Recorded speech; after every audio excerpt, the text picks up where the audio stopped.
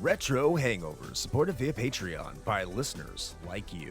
We'd especially like to thank patrons Lyle McCarnes, Ashton Ruby, Randall Quiggle, Tony G, Studstill Smash the Milkman, Raging Demon, Katie Quigg, JC, Megan Caruso, Mast Keaton, Andrew Liguori, Ozzy Garcia, The Retro Vixen, Adam from The Good, the Bad, the Backlog, Lunchbox, aka The Disgruntled Gamer, Diskai Mara, Jenny E, Rick Firestone, Parallax Puddles, Soha, Dave Jackson, Matt, aka Stormageddon, Retro Overdrive, Van Fernal, Keith Gasper, Eric Guess, Nomad from the Retro Wildlands podcast, Ash Event, Alan Bingham, Storm Beagle, Ryan Player 1, Mike the Ref from Backbreaker Gaming, B. Ross from Super Garbage Day, Darth Emick, Low5 Alex, and Alt. Your continued engagement and generous donations are deeply appreciated.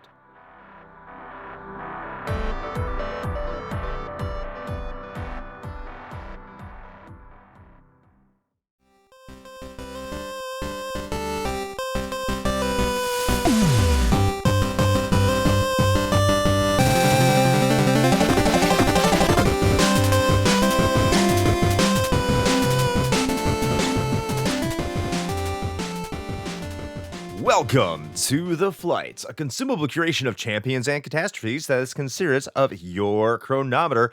I'm Chris Copleen, and I am once again joined by the man whose voice is music to your ears.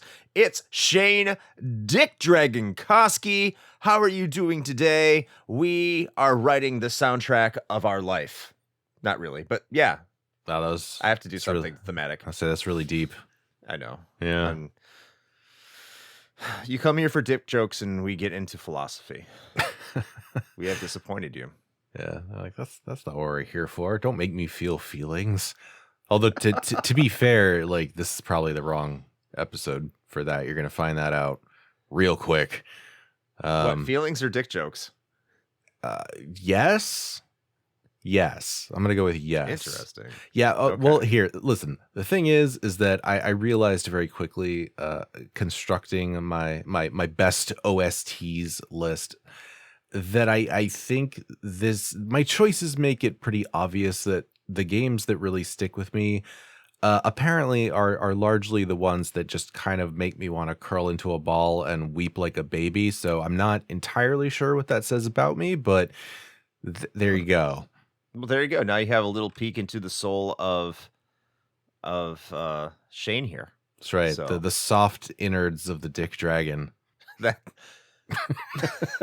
a mental image I needed. There you go. You're welcome. It's usually the soft innards the Dick Dragon is going into, but now it's like a sliced hot dog. I guess. God, that made it so much worse. See, we are here not to disappoint our listeners. We need to talk about how it's a sliced hot dog and how it relates to penises. So we have. Well, now that 90 some odd % of our demographic is now wincing in secondhand torture, perhaps we should start these lists. Yes.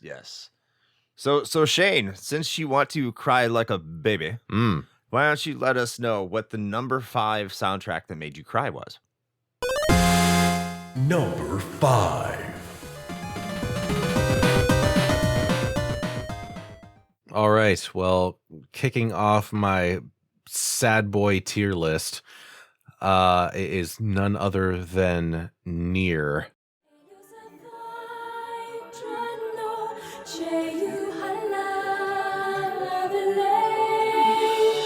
And I gotta, here's the thing, right? Is like if you know me and you know Nier, then you also know that this being at number 5, you gotta wonder what's coming after this, right? Because this soundtrack is freaking something else, man. Like everything about this OST is just it's so sorrowful and yet so beautiful at the same time. It's like the auditory equivalent of like a purple red sunset lowering over the moss-covered ruins of a civilization long gone. Like just take that mental image and imagine what that would sound like, and that's what this game's soundtrack is.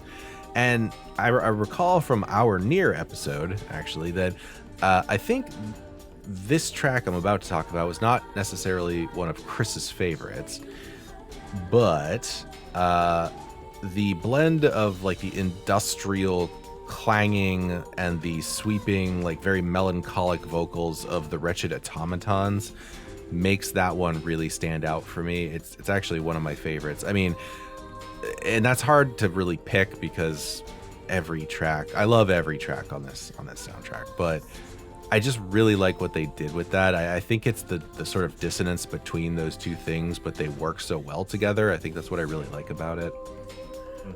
And then like Devil O singing Song of the Ancients is just like a vibe, and don't even get me started on Emil's Sacrifice, because I don't think I'm gonna be emotionally able to make it through the rest of this list if I talk too much about that. So suffice to say, it's a damn good soundtrack.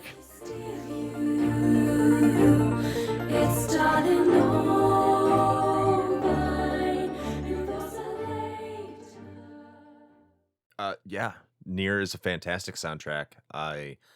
It's one that I thought about. I think it should go without saying that there are so many soundtracks we did not include that we probably could if we did this episode later.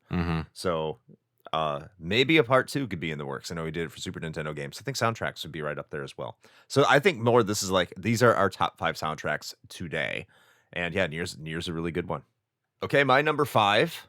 This is going to be a shocker, Shane. It's not an RPG. Oh my God. I know. It's Donkey Kong Country for the Super Nintendo.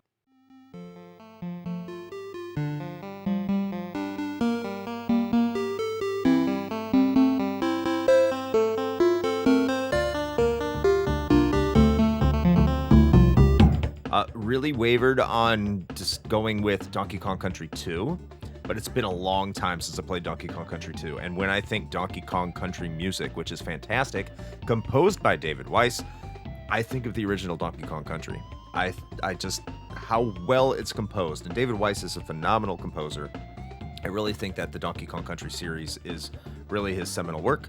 And yeah, this is one of those tracks, especially that first track. When you learn that first track is just like a sample track of David Weiss just trying to put a bunch of themes together and make something out of it, is kind of like a demo to, you know, the people at Rare about what this game would sound like. They're like, yeah, this sounds great, just throw it in the game.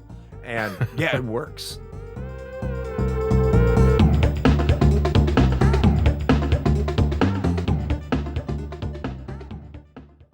Solid pick. Gotta get those bongos in there. Definitely. Except when you're using them. Number 4. All right, moving right along. We're gonna go deep into the mists and return with Silent Hill 2's soundtrack. Ooh. Yes.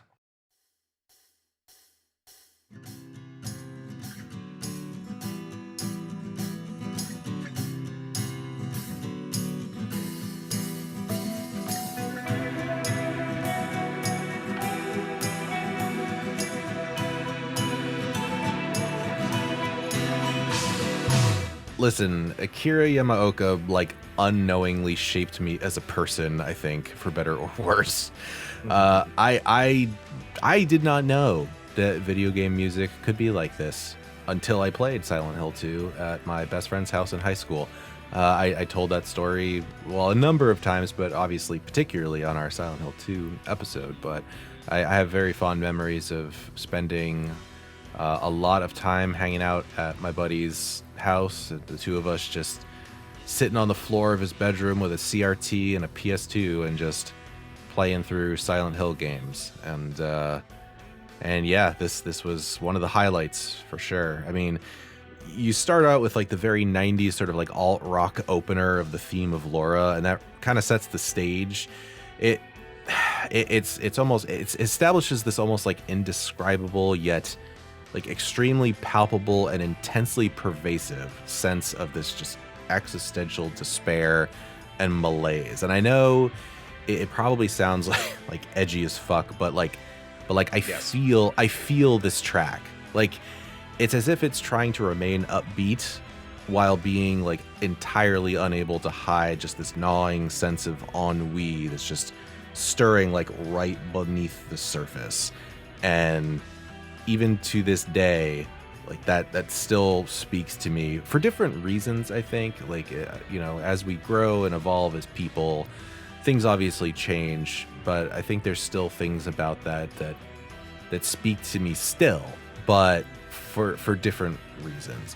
And then as you kind of progress through all of the tracks, you slowly hear this very methodical kind of descent into madness that our protagonist is experiencing. And so the sounds go from these more like ethereal, atmospheric sounds to very harsh, industrial, and dissonant noises.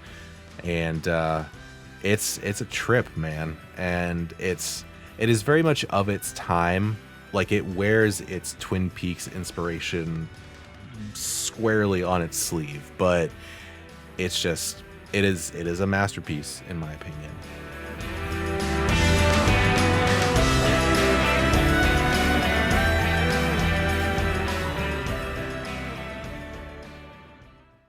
Yeah, two things there. One, I was not expecting an more atmospheric soundtrack to make this list. But two, it's Silent Hill 2, and that's somewhat on brand. So I'm not shocked. Yeah. It's a great soundtrack. It's a great atmospheric soundtrack. So great choice. And yeah, that's totally you. And 100% get it. And no, not downplaying Silent Hills 2 soundtrack at all. It's considered one of the greats, and for a good reason. The theme of the theme of Laura? That's one of the best like I wouldn't say I don't know if it's leitmotif, but one of the best character motifs in any game. It's brilliant. I love it. Yeah, for sure. My number 4 is going to be a little out of left field, I think, because I think the soundtrack is vastly underrated, and the more I listen to it, the more and more I love it. And I think it's one of the best soundtracks on the PlayStation. You'll find out why I don't think it's the number one, but I think it's right up there, and everyone needs to be talking about how good the soundtrack is, and that is Grandia.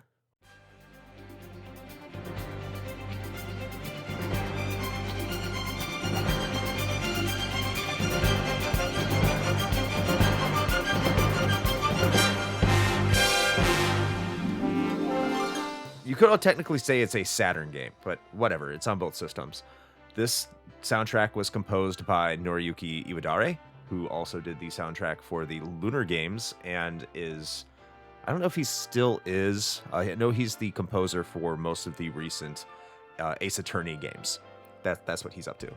But the soundtrack for Grandia, one of the best things about this soundtrack is if you just sit down and listen to it, you realize that these songs, you hear bits and pieces of them throughout the game, and how they loop it is utterly brilliant, because when you actually listen to how this thing is built, it's about 45 minutes of like real recorded orchestrally recorded audio that are just full ass compositions, and they are beautiful and they are amazing. If you want to know what I'm talking about, there's a dungeon theme called Ghost Ship from Grandia. And when you listen to that, most people listening to that would be like, that cannot be an RPG. Fuck. It cannot be an RPG dungeon theme. It's too complex. It's too progressive. It's not as simple as you would expect from an RPG, especially in the 32-bit era. But no, like that whole ass song is a shining example of the heights that soundtrack can reach. No one ever talks about it. I rarely hear people talk about it. When you do say Grandia soundtrack, people who know will say, yes, it's a fantastic soundtrack, but I think it reaches levels above what even most of those people give it credit for.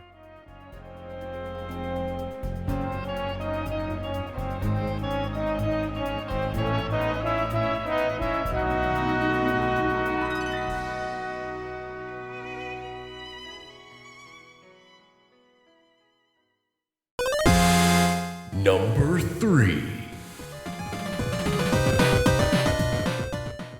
All right. Well, you might be wondering what in the world would come after Silent Hill 2, Yes. especially for Shane. Well, dear listener, listen, y'all knew this was going to be here. My number 3 is a tie, actually. It's Cheater. Doom and Doom 2016. I'm putting them together.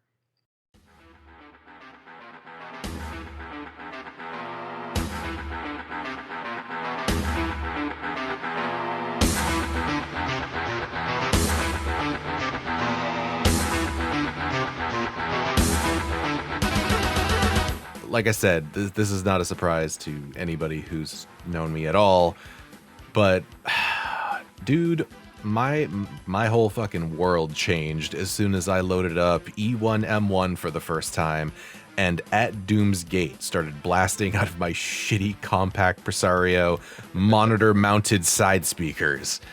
And I've never been the same since. And the thing is like the original Doom OST is by no means a one-trick pony either.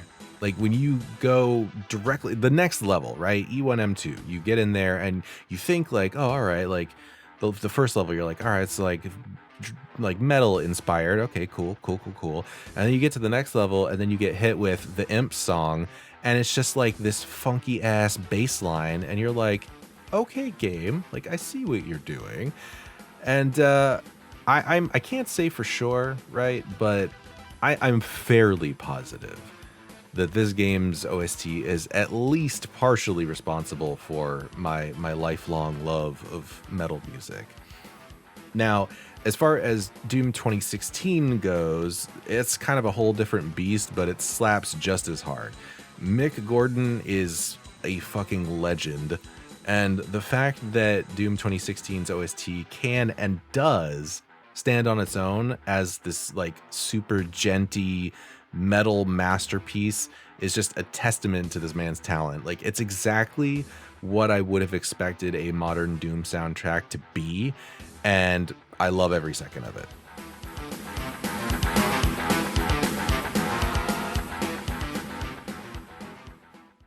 Yeah, that's not a surprising pick either. This is almost like your favorite games of all time list. Huh. I'm starting to notice a pattern. Crazy. Maybe I like the music in the games that I like. Who would have thought? Huh. Well, my number 3 is from a game I actually don't really like all that much. I think it's I have my issues with it, but I think that the soundtrack is just absolutely fantastic. This is the best soundtrack on the PlayStation in my opinion, and that is Chrono Cross.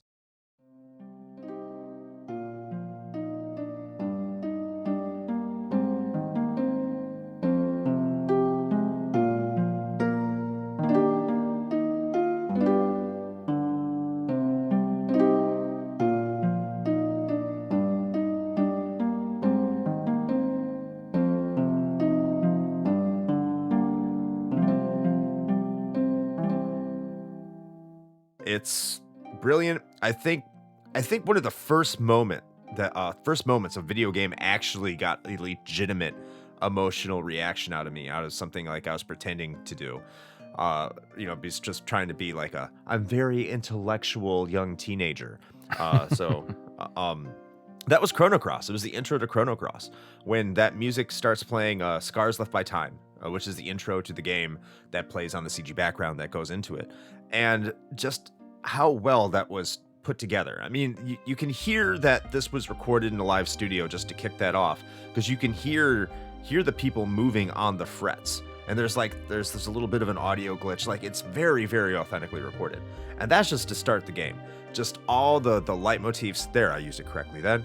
That's for you, Rick, from Pixel Project Radio, because I know you would come after me.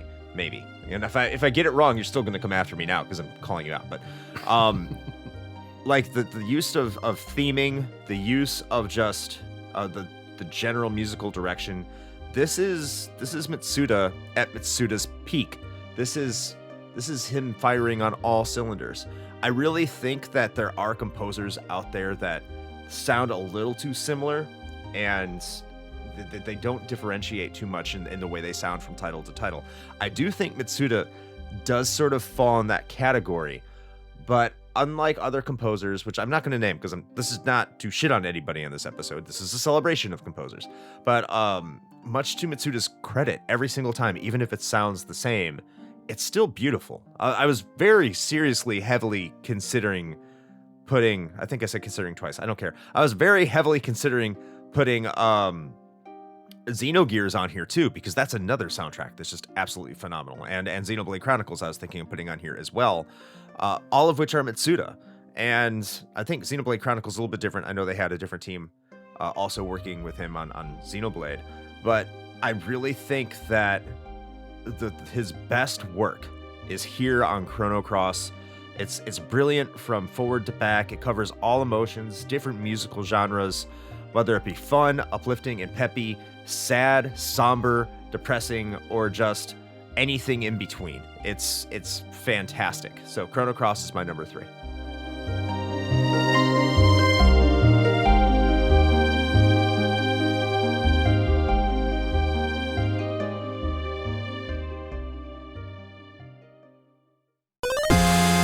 Number 2. Well, we're going right into our penultimate picks here, and I struggled with this a little bit because I originally had this at my number 1, and when I say what it is, you'll understand why. But there was something about what my number 1 ended up being after I went back and sort of re-listened to a lot of it that I was just like, oh no, this has to be here. So my number 2 is Shovel Knight.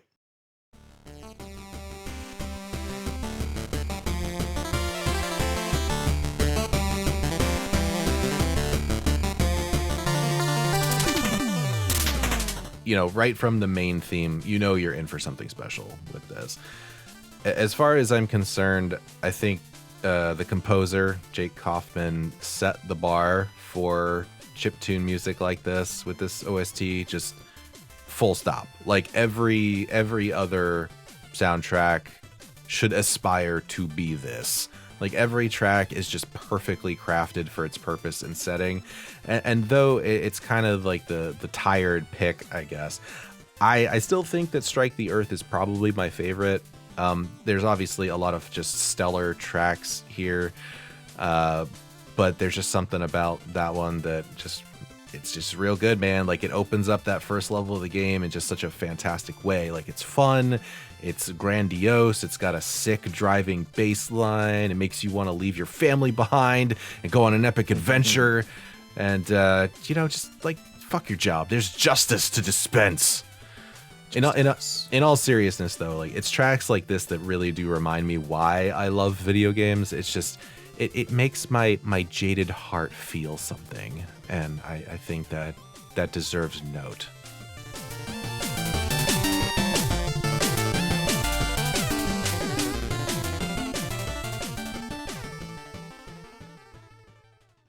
Well, Shovel Knight is a fantastic soundtrack. I almost included it myself. I just couldn't in good conscience when I looked at all the other games here. And you'll also understand my number 1 when I say it. I think our number 1s are going to be number 1s for similar reasons, if I am guessing your number 1 correct, which I will not say because I have done that in the past and spoiled it. So I'm going to avoid saying anything. But yeah, Shovel Knight's a fantastic soundtrack, and I look forward to talking about it this year. Because that is a game worth talking about. And I was happy to play it once again for the review crew, and I will happily play it later on when we do review it this year. There you go, listeners. Spoilers: we will be covering Shovel Knight because it turns 10. Oh, God. Old. Yeah. There it is. But yeah, great pick there, Shane. Right, my number 2. This is another left field one, I think. But when I say it, I think it's going to make a lot. It's going to make a lot of sense to people who grew up with this game and played this game at release, as probably many listeners did, or got to it shortly after. I understand not everybody, but a lot of gamers did, especially our age.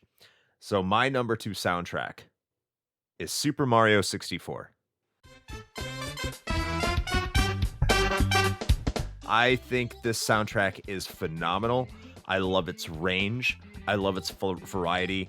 I love its simplicity. I know earlier I said that I like the complexity of Grandia, And Super Mario 64, I think I'm not a big music dude in terms of like composition and stuff like that. I know what I like though. And I can tell you, like, in terms of Mario 64, Koji Kondo, and the way that Koji Kondo does a lot of the compositions that I have noticed, and I might be completely wrong here, so take whatever I say here with a grain of salt, makes very simple, very addictive, very catchy tunes. And Super Mario 64 does things more complicated than you had seen prior to this, whether that would be, Super Mario World, or even The Legend of Zelda, or, Super Mario Brothers 3. But there's a lot of classic tunes in all of those. But when I play Super Mario 64, like, you can show me a picture of Bomb Field, and I can hear it. You can show me Dire Docks, and I can hear it. I can do that with almost any location in that game. And I'm like, yeah, man, that song's awesome. And I really wanted to put a game like Super Mario Galaxy on there because the sound quality is much better and it's much more grandiose. And Super Mario Galaxy is a fantastic soundtrack too. But then I thought about it, it's like, which game can, like, I just play in my head and it puts me at comfort, or it makes me happy, or it does everything it can. And I can't really remember anything specific from Super Mario Galaxy, as good as that soundtrack is. Same as Super Mario 3D World, another fantastic Mario soundtrack. They're great. But Super Mario 64, maybe it's just nostalgia, maybe it's just its classic element to it. I think Super Mario 64 really takes the cake in terms of being the definitive Mario soundtrack.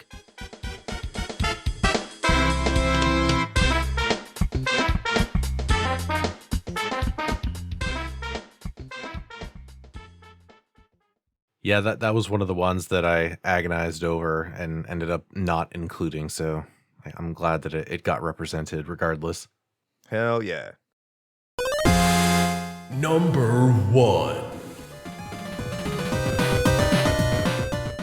All right, well, here we are. The numero uno, the top of the pile, and I think this might actually be a surprise. I think this might come out of that left field for some people, because I think there's some presumptions about what this is going to be, and the fact that it's not even on this list is probably shocking. But my number 1 is Bastion.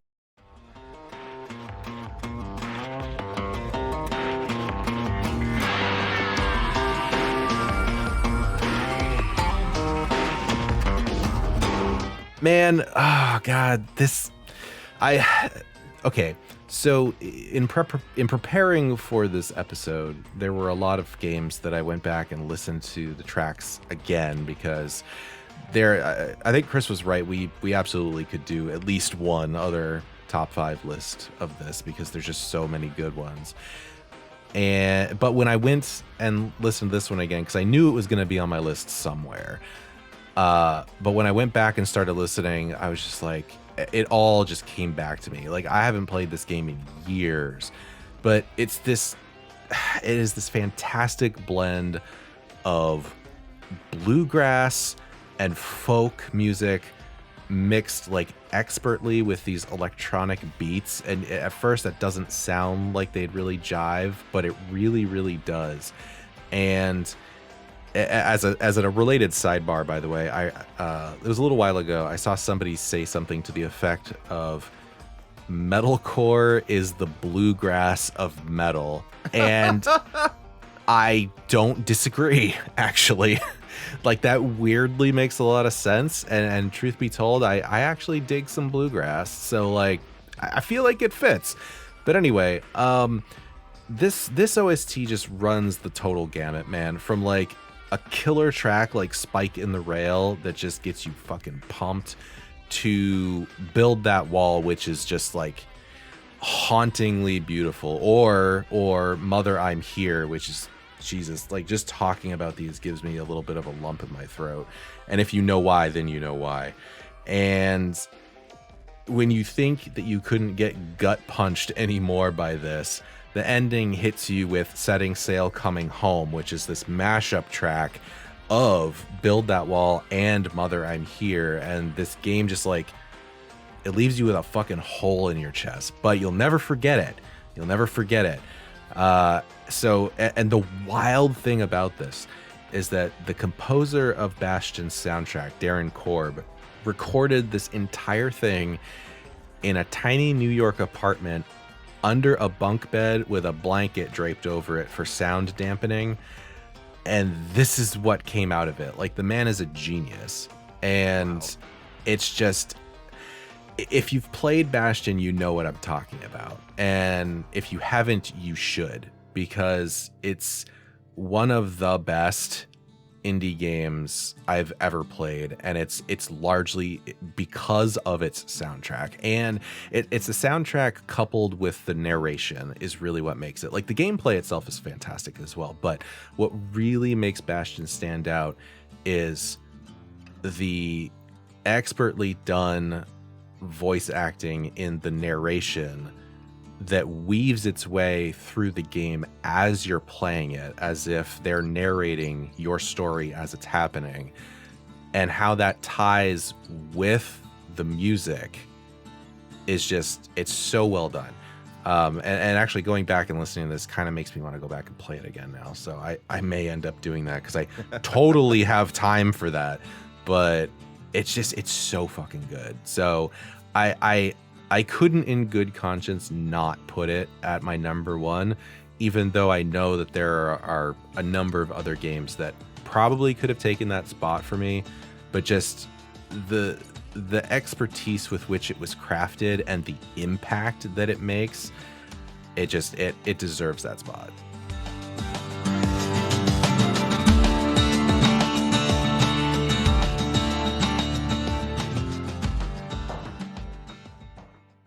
I've never played Bastion.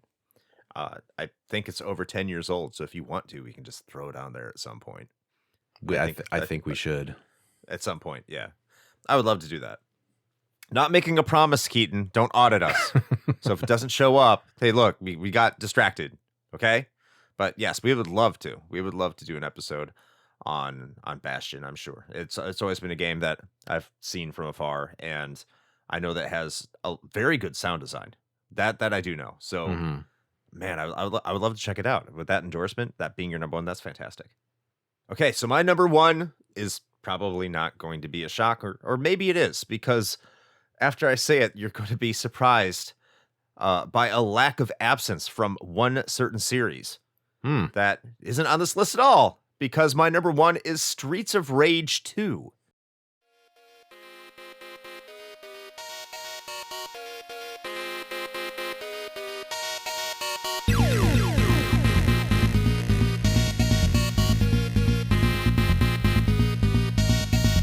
Yeah, shocker. I don't think I have to go too much into this one. I think I've talked about Streets of Rage 2 plenty. I'm just going to reiterate that Yuzo Koshiro is a genius. The soundtrack is just all sorts of just house and various other sorts of techno, and I'm not as big into techno as I used to be when I was a teenager, but this isn't like the most irritating sorts of techno to me nowadays. Like, I can really get down with this jam. And I just think that even though all of these tracks could be, I don't know, labeled as like high pace, high energy, there's still enough variance in them to shake it up. There's a lot of care put into every single track, and how well they are developed and how well they go with the action, even though I'm not sure if they really married up. But Ancient did develop these games. Ancient is Yuzo Koshiro's company, so he had every single bit of detail, I would imagine, in creating these tracks towards these levels, and just how they would unfold and how they married with each other, and they do so perfectly. Streets of Rage 3, no. But Streets of Rage 1 and 2, yeah, they are perfect examples of how to make music for an action game. So much so that when I did play Streets of Rage 4, I had to turn off the modern tracks and put it to the more retro tracks. The retro tracks, the chiptune tracks that were more aligned with what the Sega Genesis would sound like in order for me to enjoy the game.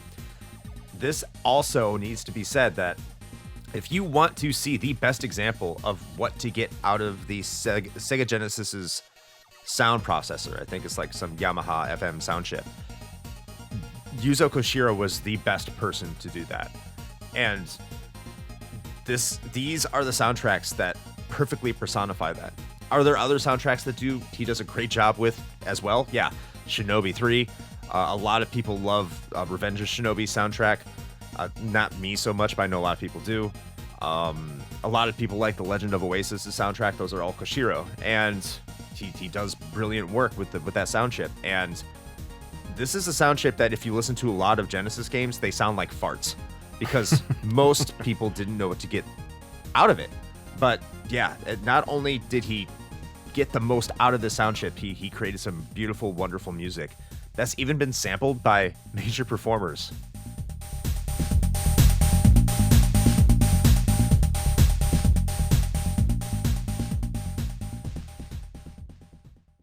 Awesome. Well, folks, there you have it. Our top 5 video game OSTs. And as we've said a couple of times, it would be pretty easy for us to make another one of these. So if that's something that you are interested in, a part 2, let us know. And the way to do that really is, much like anything else in the world, voting with your dollar, because if you are a patron, then you can vote on these here flights. And to do that, you just got to go over to our Patreon, and you can join for as little as $1, one ducat, a single shekel. And I don't know what the conversion rates on those are, but I don't care. The point is, it's a low barrier of entry. And with that, you get a whole bunch of bonus content in addition to some fancy new responsibilities like, voting on flights and other some such. So if that sounds interesting to you, then you can head over to our link tree. That's linktr.ee/retro hangover and check it out as well. And while you're there, you could stop by the merch store. You could pick yourself up a sweet shirt or maybe like a sticker or 5, whatever. Or you could go to our socials, check out what we got going on over there, or perhaps the YouTube channel where we post the video versions of these episodes as well as our VODs from our Twitch channel. Which we play games over there allegedly. Is that right, Chris? Is that what we do over there? Something like that. Yeah, that's what we do. Oh, okay. Over on Twitch. Is that you throwing that over, B? Is that the Twitch throw? Yes. Oh, so this shows how much I pay attention. I'm just like looking for butterflies and squirrels. Before I get into the Twitch throw, just want to say, as Shane mentioned with the Patreon, that this subject was nominated by a patron and voted on by patrons. It was nominated by Randall, but it was nominated, I think it came in our Sunday streams, which is a great segue. Someone in our Sunday streams asked if we could do the top 5 soundtracks. Randall relayed their request into our top 5 suggestions. So thank you to Blaine the Hoagie Man, also known as Savagery the Hoagie Man, for suggesting this. It's a wonder that this never had been prior to that. So yeah, there you go. Thank you, Randall, for bringing it into our top 5, and thank you, Blaine the Hoagie Man, for recommending it on our Sunday streams, which is over at twitch.tv/retro hangover at 9 p.m. Eastern Time on, as you could guess, Sunday. We will be playing a game of some sort, and we hope you head over there and join us for that over at twitch.tv/retro hangover. Additionally, more stuff for the patrons. We do have the King of Games 96, which does have a lot of our friends from throughout the community talking about which game will take the crown for the year 1996. If you want to figure out what game that is, you can do so early. It will be going to everybody May-ish, but it is strolling. It is streaming right now for all of our patrons at every level. That includes the $1 level. You get entirely new episodes once per week for all of you, in addition to our regular Patreon content. So go ahead, check that out if that interests you. Just go ahead into our link tree, as Shane already mentioned, and check out the King of Games 1996. Back to you, Shane. All right. Well, I'm just gonna. It's like volleyball up in here. I'm just gonna toss it right back to you by saying, we love tossing. With salads. With all of that being said, until next time, play with your musically tossed salad joysticks and scrambled eggs.